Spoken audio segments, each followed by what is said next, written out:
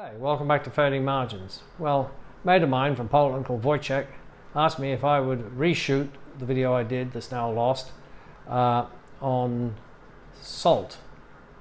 I think it was one seasoning to rule them all or something. I can't remember. It was a reference to Samwise carrying a little wooden box of salt around with him in case they had a roasted chicken in the wilderness. And I still carry salt. Salt is one of those things, along with bandages and a billy, that you have to have, I think, if you're in the outdoors for any length of time. For the day-to-day, I use this thing. This is from GSR. What's GSR? This is from GSI. Salt on the top and ground pepper in the bottom. The shakers are not much good. Largely because the salt grains are too big, and also because the salt I use is moist, but I'll come back to that. Now, not all salts are equal. I mean, lots of people will have grown up, be familiar with the old cheapo table salt, which again is, I wouldn't eat it. I wouldn't, except in extremis, I wouldn't put it on my chips. But it's fine for making a saline solution for bathing a wound or something. I always have a pound or so in the cupboard for that purpose.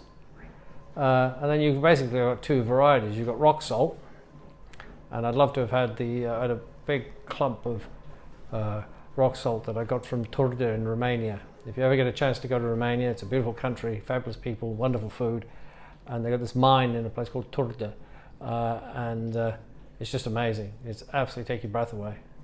It's like the realm of the dwarves writ large. It's just huge, and it's all been cut by hand. It's just extraordinary. Anyway, I had this block of rock salt.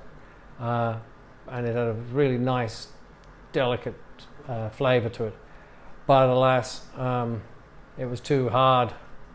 I'd have had to grind it down into a too fine a powder for my purposes, so I gave it to a friend of mine for cooking, and I think he's very happy with that.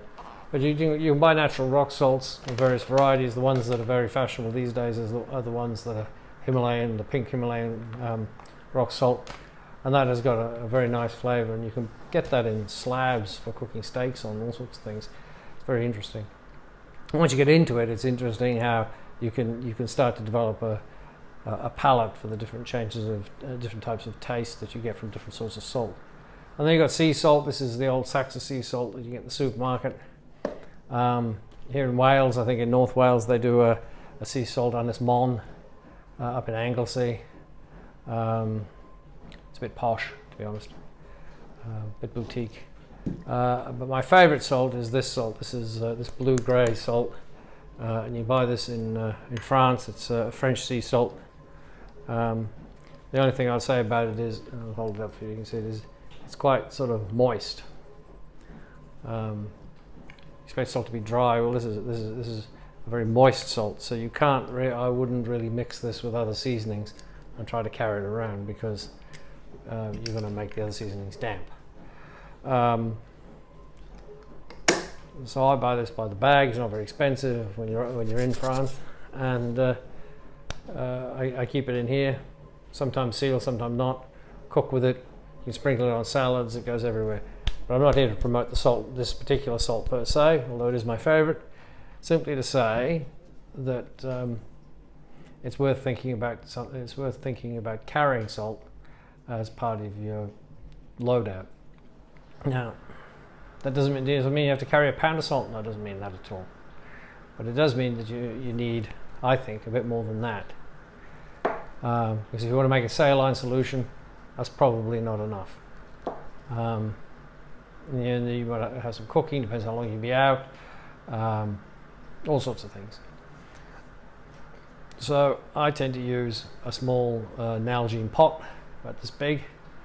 In fact, I'll pop off and get you one now, and I'll show it to you. Righto. So I said Nalgene, but they're not. These are the lock and lock containers, something about that size.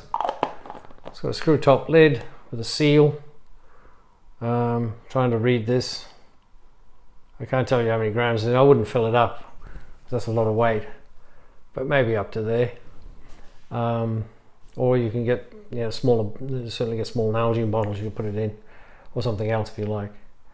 The thing with this, like coffee, tea, powdered milk, all these sort of things that you might take with you, in these sort of sealed containers is to remember the plastic is still plastic, it's still absorbent, even if it's BPA free and all the rest of it.